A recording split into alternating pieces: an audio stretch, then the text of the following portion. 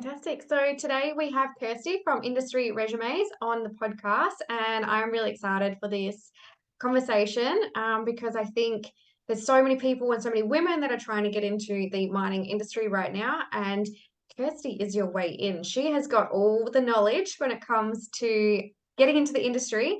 So thank you so much for joining us today. Thanks for having me, Emma. I'm excited to chat with you. Fantastic. So let's, I guess, start off. What is, you know, people are coming into the industry, in absolute floods at the moment. I guess there's so many people wanting to enter the mining industry, and I guess that's your area of expertise is getting into the industry.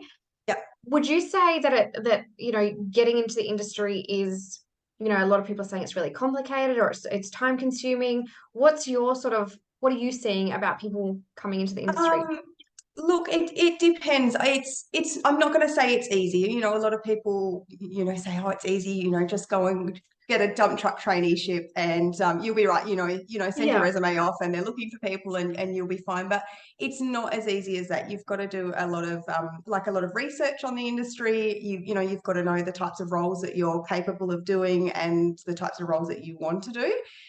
Before you get in, and just take the right steps to be prepared for the recruitment process and everything going forward to get into the industry.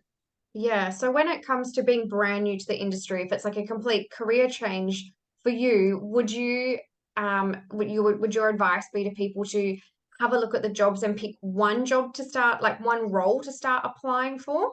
Yeah, not so much one role, but before they even start applying, just to jump on Seek or to jump on your, the job platforms where they are advertised and type in, entry level mining or, traineeships or, and just have a look at the variety of roles that are there for entry level applicants.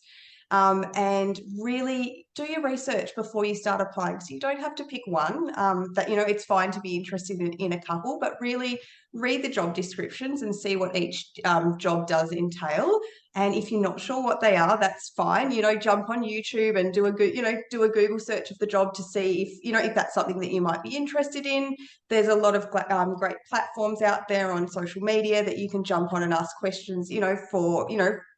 Ask real people what the Yeah. job's like and a bit of a background and history knowledge of it before you decide what you want to do. So you might have one thing that you want to apply for, but you also might not know because you're completely green to the Mm. industry and you don't know until you get in there what everything does entail. Yeah, and I guess that's, people that are really, really new to the industry and they're just desperate for the lifestyle and the change, just applying for anything and everything. And I've seen a lot of people give that advice out on Facebook forums is just apply for anything and everything. But if you don't have an understanding of the role, I guess applying for it could be causing more harm than good. Yeah, it could, and you're wasting your time for Yeah. a lot of for a lot of things that you're doing. So, for example, there are hundreds of drillers assistant roles advertised online because it's really hard. It's really hard to find Mm. someone for that particular role. And lots of people go, oh, there's lots advertised. They're looking for entry level, and they're offering traineeships and things like this. That role is a really, really hard, hard, heavy work. It's physical, manual labor, Yeah. and it might not be for everyone. So if you're not physically fit and strong for the role, or if if you're not willing to get in and get your hands dirty, it might not be for you. So there's no point applying for that just to get your foot in the door if you're not going to be able to physically do the job. Yeah, yeah, because I guess getting your foot in the door, it makes a difference if you can, if you want to get your foot in the door and progress to other roles, you want to be able to perform your best still. You still want to be able to perform the role, do all of the duties that are included so that you can show yourself, I guess, as a good example and a good Yep. candidate for moving up or Yeah. into another role. Yeah, that's right. And you want to start with a positive experience. So going into a role that you're not capable of doing, or that that you're not going to enjoy, is you're not getting off to a good start. And when you do apply for further roles down the track, you want your supervisors or your leadership team to give you a good good feedback and good references to your future employers. So you've got to start off good. Yeah, yeah, absolutely. I mean, no one wants to hate going to work every day. No. Even if it's your foot in the door and you've got your eyes set on another job, you don't want to wake up every day and hate what you're doing or struggle Yeah. through what you're doing. So, Yeah. Yeah, that's right. yeah, it's really important. All right, so you are an absolute expert in resume writing and helping people get into the industry. Let's talk through the biggest mistakes that you are seeing people make on their resumes when they're doing it themselves. What are they coming to you? What are their biggest mistakes that they're making? Yeah, the biggest mistakes, I get a lot of people coming to me that just have been applying, and not hearing anything back. Yeah, And they're not sure where they're going wrong. They're not sure why. Apparently it's easy to get into the industry. Aren't I getting any callbacks? So yeah, the number one mistake that I see a lot of my clients make would be choosing the wrong template for their resume. You would be surprised the amount of people it's overlooked by. So there are a lot of great, I'm not going to name any, but there's a lot of great apps. There's a lot of great websites that are offering free templates and formats and design, which are really fancy. They might look really nice. They look really professional. But there's a few things that in these templates that do prevent you from getting into the industry. So the templates might be good. They might be good. The ones that are fancy and have a beautiful image of you on there and fancy colors and fonts might be yeah. good if you're in a creative type role, Mm. that type of industry, but it's not what the mining industry needs. So the templates need to be quite simple, like simply formatted in Word or PDF format, Mhm. to be able to pass through what a lot of companies use is called ATS, or applicant tracking systems. You've probably heard me talk about this a Yeah, lot.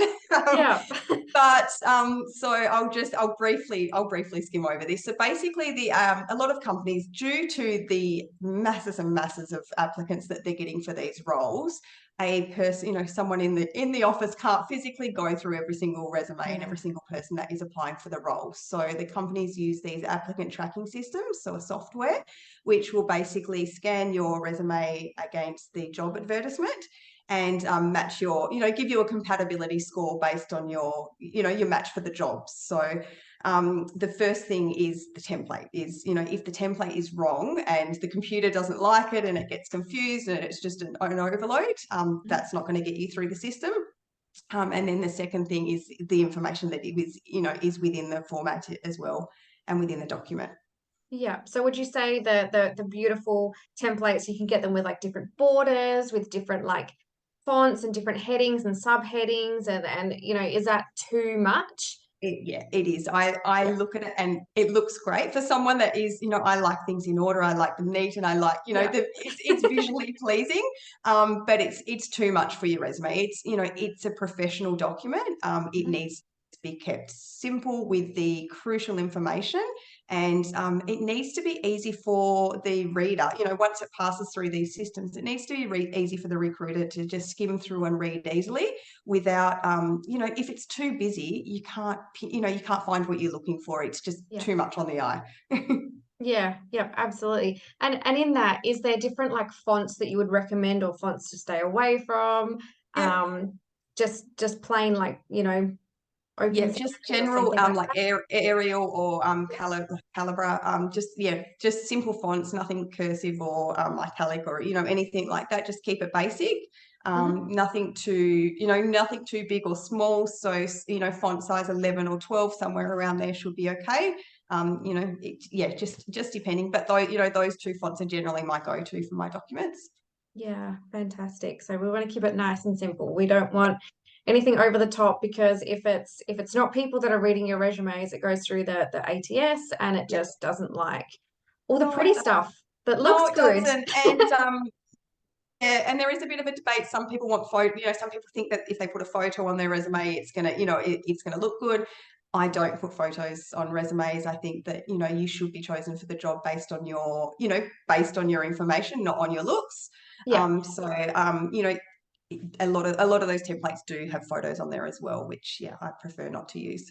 yeah. So you just start from scratch, add a Yep. heading in a Word document or something like that, and Yep. just Yep. go from Yep. there. Word. Yeah. Word is perfect. Use your Word document, and just have everything in your basic formats. Highlight the main headings in a bold or underlined, or Yeah. something that does stand out from the rest of the information.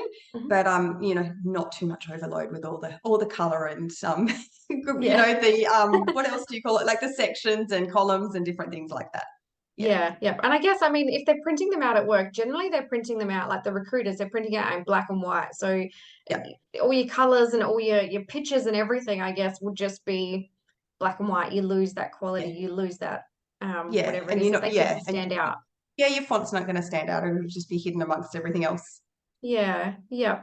Cool, fantastic. So that's number one. What else are we looking at when we're getting into the Um, industry? What other mistakes are we making? the biggest thing, or not the biggest thing that I see, but a lot of people come to me with too much information on their resume. Is Okay. they don't know, not so much people that are new to the workforce and haven't Hmm. got much of an employment background, but people that are wanting a career change from something Hmm. that they've been doing for 10 or 15 years. 20, 25 years, Yeah, I see them all, is they're really hesitant to take anything off their resume. They think that, they've added to it over the last 15 years, and they're proud of that, which, it's yeah, something to be proud of, the career that you have built. But it's really hard when you're doing it yourself to take away yeah, yeah, the absolutely. information. Same as if you're having a clean out at home and there's, you've got a box full of sentimental things, or, for example, when Yes. you don't, you know, it's Yes. it's hard if it's your own, if it is your own. So Mm. it's really, really important to only put the relevant information on your resume. If possible, it should always be 2 pages, unless you're applying for, unless you're a CEO or, an executive role or something like that. You should be able to fit all your information on 2 pages. Mhm. One, because no one's ever going to read much further than 2 pages, and Yeah. also the ATS systems, ideally, the ideal page requirement is under 2 pages. So yeah, 2 pages is good. Keep it relevant. Some people will have in, the personal statement or the career objective up the top, they'll have a whole page basically, explaining themselves, which that should, if you're going over, 5 or 6, 7 lines, it should be in your cover letter. So keep the Okay. personal statement really short and sweet and to the point, a brief introduction about your background and what you're wanting to do, and maybe making mention that you're wanting to work in the mining industry, or making mention of the role that you're applying for. Yeah. Yeah. I guess in business we call that like your elevator pitch. It's like your Yeah, 30 seconds to introduce yourself, and yeah, anything other than that, it's just words. yeah, Yeah. exactly. So yeah, so have what you've been doing, have what you're looking to do, and keep it simple with not much on top of that or in between. Yeah. And then it comes down to, the job descriptions as well. Some people could write a novel about the job and what they've been doing.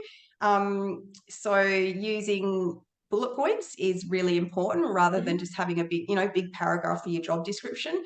I don't find it necessary. A lot of people will put a summary of, like, about the company that they've been working for. So they'll have a Oh, okay. paragraph Yeah. before, so they'll have their employment details, where they've worked and the dates. And then there'll be, 4 or 5 lines about the company, basically copy and pasted from their website, what they do and that type of thing. It's such a waste of space having that in there, especially when you've only got 2 pages to work with. Yeah. Anyone, if I'm recruiting, working as a recruiter, I can Google the company myself and find out, more about what they've Yeah. done, but what the company's about. But the recruiter wants to know about what you did and what your achievements were and what you were capable of in that role. Yeah, absolutely. Now, when it comes to personal details, someone that's not in the industry, but someone once said to me about writing resumes to not give too much personal information. Don't give your age.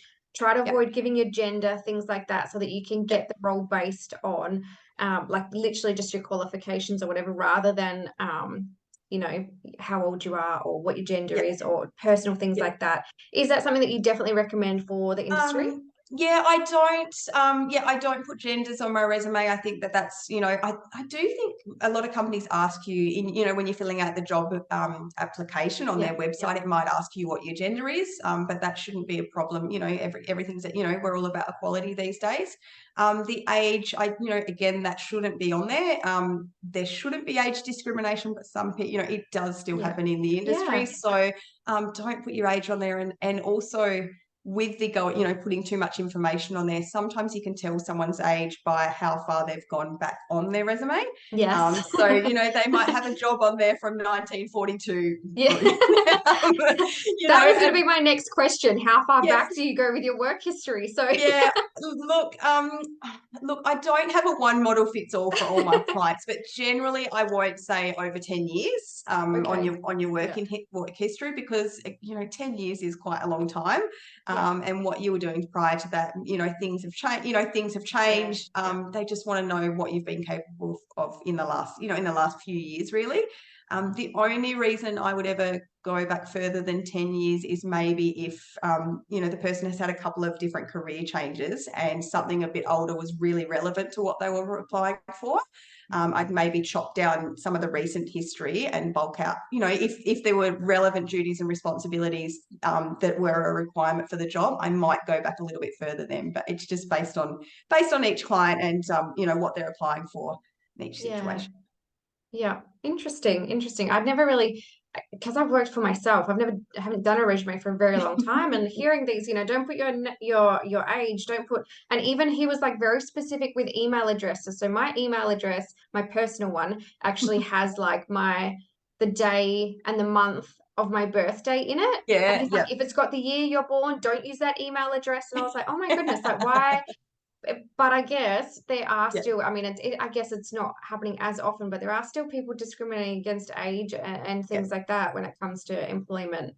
Yeah, absolutely. Yeah, absolutely. So yeah, just keep it professional, keep the relevant information, but you don't need to go into too much detail.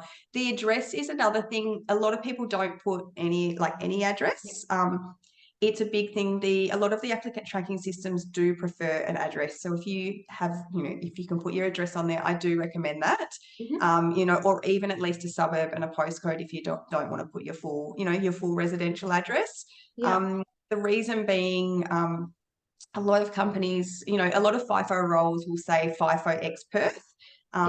And if you're applying for the role and you've got a Queensland, if you've got a Queensland or if you haven't got any address on your resume, you might get rejected for that role. So Yeah. it's really important to be in the state that where the point of hire is. Mm. If you're not in the state, look, that's a tricky one. That's a whole Yeah. other thing. But I sometimes suggest, if someone's in Melbourne and they're looking for a FIFO, FIFO from Perth or something, Mm. I might suggest that they maybe use a friend's address if they're living, if they've got a friend in Perth, Yeah. and if they're willing to be in Perth as their point of hire, just to get through, otherwise they're going to get rejected straight away if they're going to be in Melbourne. Yeah. The only reason they'll look externally in the other states is when it's a really highly sought after role.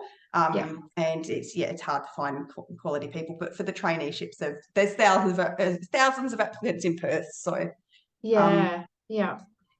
Yeah, and I guess that's, more and more people are starting to, from the other states, come over here or wanting to join the industry. But it's, I guess with any job, it's really hard to apply for a job when you don't even live in the same state. yeah, yeah, it is. And Yeah, then, if you do make it to the next step, they'll want you to be here for your medicals, your yeah, medicals, your drug and alcohol screens, your interviews.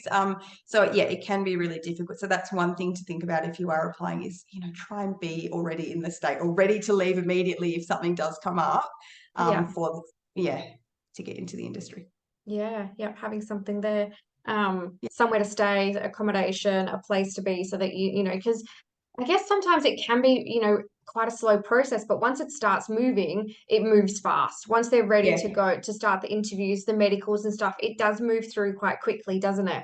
yeah, it does. For some, I will say for some companies, there are a few. Some of the bigger ones can take a long time. Yeah. We won't name names, but I'm sure, I'm sure if been through that process, you will Oh, know. But yes. yeah, some of them can be quite quick and are really, are really onto it. Others are, a slower process because they're advertising for a job that's starting in 3 or 6 months time. They're just getting Mm. prepared, and a lot of people do fall through, or it just takes Yeah. time. Yeah. Yeah. Yeah. Fantastic. Do you have one more point for us? One more thing that we're doing wrong with our resumes? Using the wrong terminology, Okay. or language in your resume. So if you are someone that is new to the industry and never worked in mining before, you might think, how do I, how Yes. am I going to put the keywords in for a role in mining when I've never worked in mining? So Yeah. there are a few things that you can do to speak the language of the role that you're applying for. So what I recommend is go back to the first thing that we talked about is doing your research for the jobs that you're applying for. So really pay attention to the job advertisements. I can't stress that enough. Is read the job advertisements. Know a bit about the company that you're working for and their core values and that type of thing. And on every job advertisement, you'll generally see about half a dozen key requirements or essential requirements in bullet point form. So those requirements are going to be your main keywords for the job that you're applying for. So you need to incorporate those keywords into your resume or your cover letter somewhere, to speak the language of the role. So that might be in your there'll be soft skills like ability to work in a team environment or communication skills and things like that. So pop that down somewhere in there, and that's an easy transferable skill that most people have Yeah. have the ability to communicate and work well with others, or you should be able to at least. Yeah. Should um be able to. I like yeah, that. should be able to. But then another thing is in the mining industry, they are huge on safety. So, Yeah. so for example, if you worked as a child, in childcare or something, or something similar, you might think, how am I going to work, put Yeah. safety into a mining context. But they just really want to know that you have the ability to follow, policies and procedures and to adhere to company OH&S requirements. So pop that in as a job description. They don't want to know that you're changing nappies or, feeding bottles and things like that. They, Yeah. really, although you may be doing that, you can touch on the basics, but really bring out the other things, following your processes and procedures, your safety, your teamwork, your communication, and even if you're mentoring, training or mentoring new people, some leadership skills are good in there. If you're a leader in your role, it does Yeah. speak highly of you, that you have those skills that you might be able to step up once you're into the mining industry into a more senior role. Yeah, fantastic. We all know that the mining industry loves safety. So any way Yes. that we can chuck safety in there is going to be really good. Yes, yeah, absolutely. Another thing I say to people is a lot of people, for example, there's a lot of things that they might not have, like working at heights or experience with Mm. SAP, like computer systems and software and things like that. A little way that I say to get around that on your, if you're popping it in, it might not be able to put it in your resume, but on your cover letter, if one of the essential requirements is, you need your working at heights for the role, I always say to people, just pop on there that you're willing to obtain your working at heights. So you're Yeah. ticking the keyword, your percentage is going up for the job compatibility in the ATS Yeah. systems. Or for example, like experience with SAP is another one, if you haven't worked in the industry or something similar. But there are a lot of software systems out there that are similar to SAP. So I will say to someone, just pop in your resume, I have experience and competency with systems similar to SAP. So again, you're getting the keyword, you're speaking the language of the job that you're applying for. You're not saying you don't have the experience, but you have the ability to gain skills and upskill. Yeah. And I guess the more words that you put into your resume that Yep. match the words that are on the job description, the higher Yep. your percentage is with the tracking system.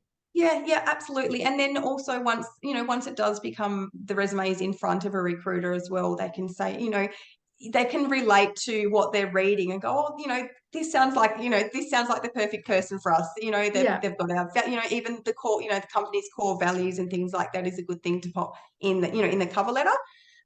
is, just popping little things like that to show that you've taken the extra step to, pay attention to the job advertisement, do a little bit of research on the company, and just know the industry that you're applying for. And as well as, if it is a driller's offsider role, or trainee, driller's off trainee or whatever it is, physical fitness is a huge one. So in your jobs, if you have been manual handling and lifting heavy things, pop that in your resume. That I get a lot of people, particularly females, that have come from like a farming or agricultural background, Yeah, yeah. which, that's hard, heavy work, and they don't have it in their resumes that, the work that they've been doing, and, that, how much they can lift and that type of thing. So it's really important to have that in there. Although, Yeah, dairy farming is different to mining, it's, it can be similar in some of the yeah. skills that they're after. It's hard work. It's bloody hard work. Farm girls are strong girls. They are. I've had a lot of them lately, and I've really Yeah, enjoyed working for them, because I'm going for them. Like, come on, you've got to get this job. You'd be perfect for it. yeah, So I really enjoy those ones. I enjoy trying to find ways just to relate, a different industry into the mining, and to help them bring out the best of their abilities in their resume. yeah, absolutely. And what about, I'm seeing more people that are finishing up school and wanting to go to the mine straight away. So they're quite young, they don't have a lot of job experience and stuff. Yep. Yep. What can they do? They've not long finished school, maybe they've taken a little bit of time off to travel, or they've just worked at home, around the house or whatever. They're trying to find where they are, and Yep. they want to go into the industry. Yep. What are we doing with resumes for them? How do you Yep. sort of navigate that when there's Yep. little to no work experience? Yeah, I know. They're a little different. So with those resumes, I will highlight, if they've done any volunteer work, or, Yeah, coaching, or, school captains, or different achievements, during their schooling period. I'll bring up more of that stuff. Whereas I don't normally tend to speak about education for someone that's already yeah, been working for 10 years, because it's not really relevant. So I'll bring out all of that type of thing. I'll encourage them to, research the jobs that they're applying for, and know the tickets and the licenses that are required for that role. So, so a big one is a manual or a C-class driver's license. So they need to be working towards getting that if they haven't already got that. And yeah, again, just highlighting their soft transferable skills, such as their teamwork and their communication, all of that type of thing, as well as if they've got any references from, if they've worked at Woolworths, I've got a Woolworths yeah, job, and a supervisor from Woolworths that'll speak highly of them. I do encourage people, just out of school, or people that are struggling to get an interview and to get into the industry, to think about a career path, a job that they can use as a stepping stone to get into the industry. Not everyone is in the situation where they can leave their job and go and, just jump and find yeah, something. But, in yeah, between, yeah, but I do say, like, a lot of people don't think about it, but, if you're wanting to operate machinery, perhaps jump on a local civil construction site for for main roads or roadworks or something, and, operate you can have the opportunity to operate the rollers, or do manual labouring, upskill on machinery, and just be in that environment which is relatable to the industry. As well, even like a trades assistant on a construction site, on buildings and different things like that, because it's a high risk work environment, yeah, and it will be favourable on your resume, if you are applying. So for the school leavers, I tend to try, if they're not working already, I'll tell them to try and get into a role similar to what they're wanting to apply for, just to get that experience. And if you've got at least 6 months of solid experience, in a similar sort of field, it's going to help you a lot more than if you didn't have that experience. yeah, yeah. And things like, I don't know, this might be showing my age a little bit here, but back in my day when I was at school, we used to have a program. If you didn't do, I mean, it was called the TE back in my day. I think it's called ATAR or something now. But if you Yeah, didn't do that, you could do like a 1 day a week work experience. So you could yeah, go out of school for 1 day, work in different businesses. yeah. I'm assuming something like that still exists now. Yeah, you do. Those sorts of things can you use? Yeah, absolutely. So if you're, if you've got any work experience that you're doing during your schooling, I will list that as part of your employment or work history. And Yeah, those skills, I'll pretty much list that as a job. The descriptions in there will be the same as a paid work, employment yeah, history, because they're you're doing everything, you're just not getting Yeah. paid for it. Just not And the getting paid. same goes, a lot of a lot of school leavers do like a pre-apprenticeship, like a Yep. training or course through Yep. TAFE, and they'll have to do 150 hours, at certain places to gain their experience, and that experience is invaluable on your Yeah. on your resume, and it looks fantastic. It's got all the all the right keywords. You're speaking the language, and and also, as well as the practical experience, you're doing the theory and the bookwork Mm. to gain that knowledge as well. Yeah, yep, fantastic. I think those sorts of programs can be really good for people that want a bit more of a hands-on job, I guess, when they leave school. If Yeah, they can get that work experience, they can do like a pre-apprenticeship, things like that. yeah. Really valuable. Um, Yeah, absolutely. And there's a lot of the big mining companies these days as well offer like training, like they have training programs in Perth yeah. for apprenticeships. Hmm. Like BHP has the Future Fit Academy, which they'll Yeah. run.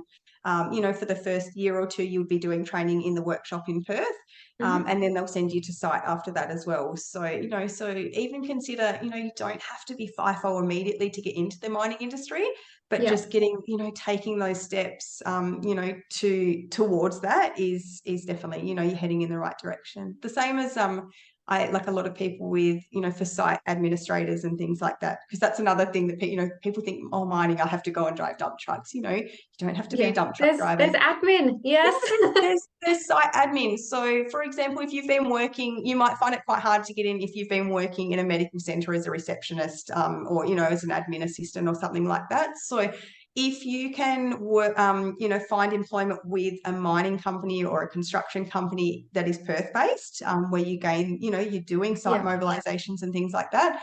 That experience is gonna, you're going to be picked over someone else that doesn't have that background and experience. So Any. yeah, Yeah. don't turn down like Perth-based roles because they're not FIFO immediately. Sometimes they can lead to FIFO, or you gain the crucial experience that you need to get into the industry. Yeah, absolutely. And I mean, if it's a Perth-based role and you can work your way up from Perth-based, you don't even Yeah, have to go FIFO. Like you're in the industry, if you're doing what you love, yeah. and it's Perth-based, you get a job in head office or whatever, you are winning.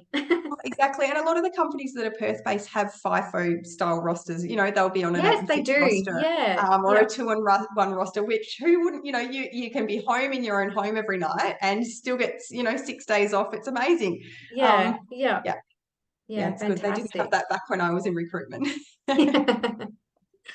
Yeah. And all right. So to sort of wrapping it up a bit, if there's something that you could say, a lot of people would go out and just start getting like random tickets, like working at heights Yeah. and forklift tickets and um like their white card and all sorts of different things. Yeah. Um, is there any that you think everybody needs on site? Like definitely go out and get a manual license if you only have an auto, like different things like that that you would recommend getting before, like while you're waiting, Yeah. while you're doing a resume, things like that.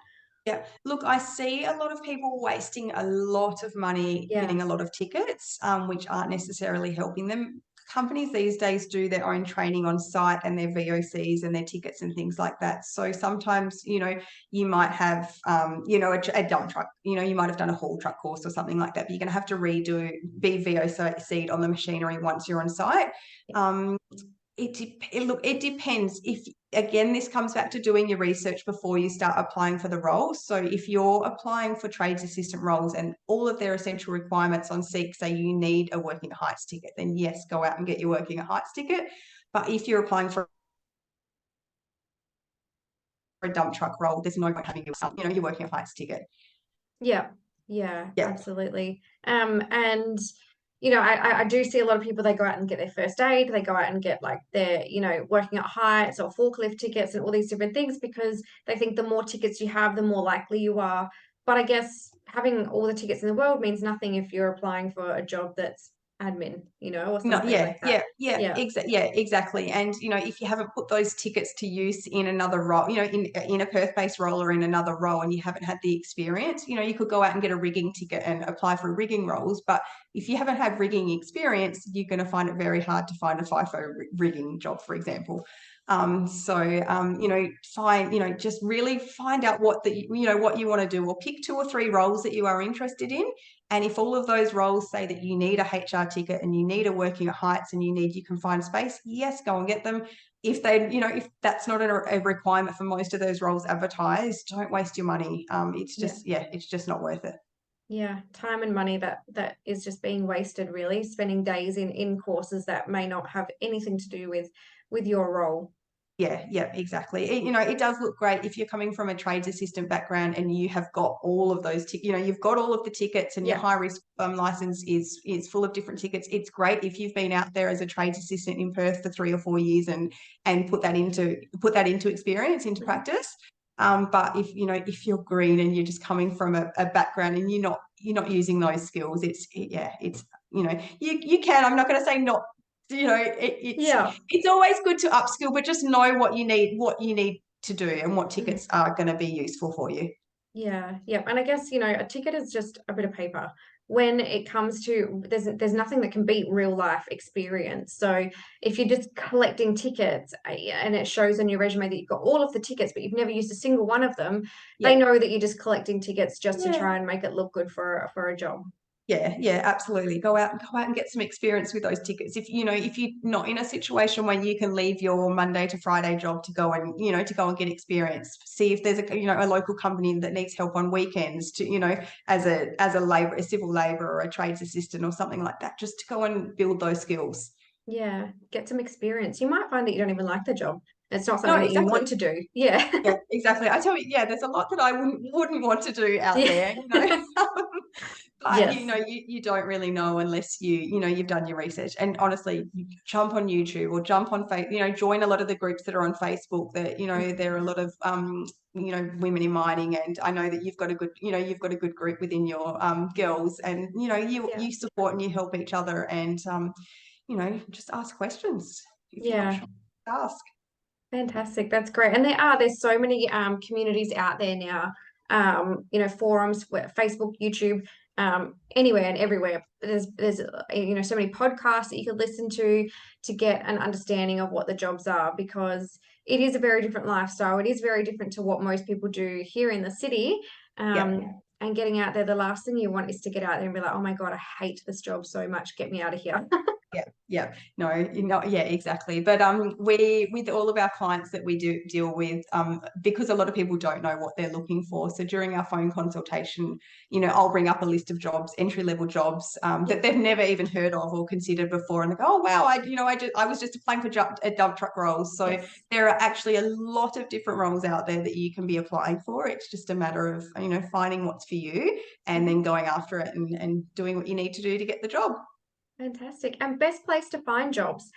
Are we looking at Seek? Is that the best place? Like, is that where they're advertised the most, I guess? Or where are the cool spots to find these jobs Yeah, advertised? I generally look. I still use Seek a lot if I'm referring my clients for jobs and things like that. So Seek's great. There's a Georgia app that's up there as well, which I think that's the new up and coming. I'm seeing that more and Okay. more. So that's a big one. And then Yeah. on the company websites as well. But generally the BHP and RIA, all of those ones will be on Seek as well as their own websites. Yeah. There is, on LinkedIn as well. If you're on LinkedIn, a lot of jobs are advertised on there, and you can apply through your profile and apply that way as well. Yeah. So that's directly applying directly to the company, rather Yep. than via Seek. Yes. Yeah. Yep. And do you find there's any difference between advertising direct through the company versus applying via Seek? Like, do you find one's better than the other, or are they all just the same? Oh, they're all the same. They all take you to the same, to the same application, to the same landing page anyway. So it shouldn't make a difference. But all I can say is just be proactive when you are job searching. When a job is advertised, don't apply for a job that's been advertised for 29 days, or Yes. Yes. Speaking from experience, when I used to advertise jobs when I worked in recruitment, the job advertisement would automatically expire after 30 days. So it would go up for seek and then it'd automatically be removed. Yeah. Most of the time I would have that job filled within 2 or 3 days. And, if you're busy, you forget to take that job ad down and you're Yeah. still getting Yeah. people apply for the jobs. So jump on the job platforms every day and try and apply within the first few days of it coming up, Mm. so you don't miss out, because in most cases shortlisting does begin immediately.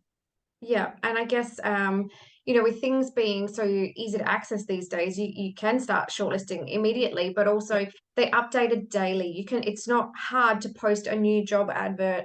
yeah, For a recruiter, they'd be posting 3, 4, 5, 6, 7 jobs a yeah, week. So they are being uploaded daily. yeah, If you go on day after day, there are different jobs. It's not like you're just scrolling through the same 5 or 10 jobs every day. It is yeah. a completely different.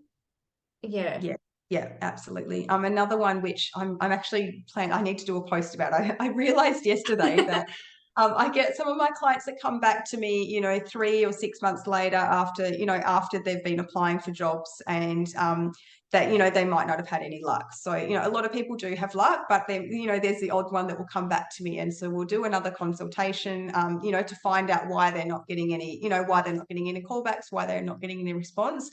And they're not keeping track of the jobs that they're applying for, and they're not Yeah. following up on those applications. Mm. So many people are, really bad at returning calls. So, Yeah. if a recruiter is, calling you and you might be busy at work, try and call them back or text them back or, email, or you've got to get back in touch with them, because if you're playing phone tag, it's just a bad experience Yeah. from the start. And, if they can't get hold of you to arrange an interview, are you going to show up for the job? So, Yeah. be Yeah. available or return their calls. If possible, you can't do it with the big companies, but when you're applying for a job, make a phone call within 2 or 3 days of you sending off your application. Pick up the phone and, hi, it's Kirsty. I applied for this job. Really interested. I'm just seeing how you're going with applications.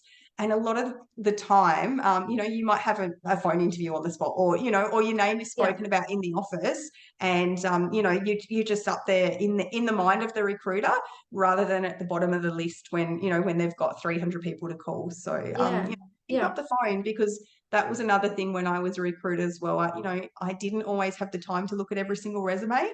And if someone picked up the phone and gave me a call and I thought they were suitable for that job, I'd get them in for an interview and I'd want to know more, because it shows Yeah. initiative. And it's, Yeah. yeah, shows that Absolutely. you're enthusiastic about the job. And as you said before, it puts your name in their mind. So if they are looking through they've got a stack of resumes and they're like, oh, hang on, Kirsty just rang me. Let's see what hers is like. And Yeah, they will bring your resume to the top of the pile. If it's yeah, there, they might go looking for it. They might go, hey, that was a really cool conversation. Let's go and see what her experience and stuff is. It yeah, keeps your name in their mind, which is really important as well. yeah, yeah. Gives you a bit of a head start. Yeah, absolutely. Yeah. So pick up the phone, give them a call, be available. The other thing, oh, God, we're going to go overtime now. No, we won't go overtime. But the other thing I say to people is, you don't always get into mining with the big companies straight away. Yeah. So don't turn down the possibility of applying for with labour hire companies. So there are some great ones out there. You've got Workpack, you've got Programmed, you've got Skilled, Chandler McLeod, all of those. There's hundreds out there, but a lot of them have tier 1 contracts as providers for the big mining companies and to do their traineeships through. So if you can apply with those companies and you get to speak to a person, there's a recruiter Yeah. dealing with these roles, whereas with BHP and Rio, you can't speak to a person. So if you can get Yeah. your resume in with these companies, if you can get registered and fill out their employment packs and be active in their system, you're at an advantage. You're more likely of picking up one of those roles than getting a job as for a BHP traineeship immediately when you've just started applying. So don't turn down, don't overlook those roles. Yeah, fantastic. So all such great advice, and I'm really excited for this podcast to go up and to hear the feedback from people, because I think there is just this absolute flood of people trying to enter the industry, and there's so much conflicting advice, and there's so much oh, you have to know someone to get in, or you have to go and do this first, Yeah, whereas you're there, you're helping them get in, you're writing their resumes and their cover Yeah, letters and yeah, updating their profiles yeah. and helping them actually get into the industry. So absolutely invaluable Oh, that's right. And look, advice. if they're not sure, pick up the phone, give me a call. I'm Yeah. available, and I love, if it's a big step to make. If if you're not too sure about your resume and you'd like we do free resume reviews. So if you want your resume reviewed for free, I'll take a look at it and let you know where you're going wrong. Completely up to you if you want to take that away and do it yourself, or if you want us to help you. Um, but yeah, give me a call. I'm here for a chat and I'm here to answer any questions. And I'm really committed to, helping people get into the industry, and I like seeing results. So I'll try and Yeah. work with you until you do get those results.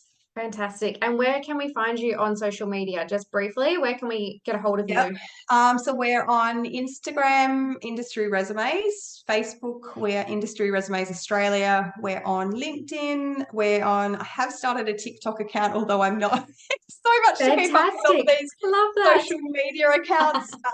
And I think that's all. I may have missed some, who knows? Yeah. But we're Yeah. on there, and of course our website where you can find all of our information. But we offer some really valuable tips and advice for people Yeah. wanting to get into the industry on all our social platforms. It's free, it's there for you, to use as you wish. Yeah, fantastic. Thank you so much for joining us today. It's been such a great chat, and I know Thank that you. there is so much value in there for people that are wanting to get into the industry. Yeah, great. Thank you, Emma. Thank you.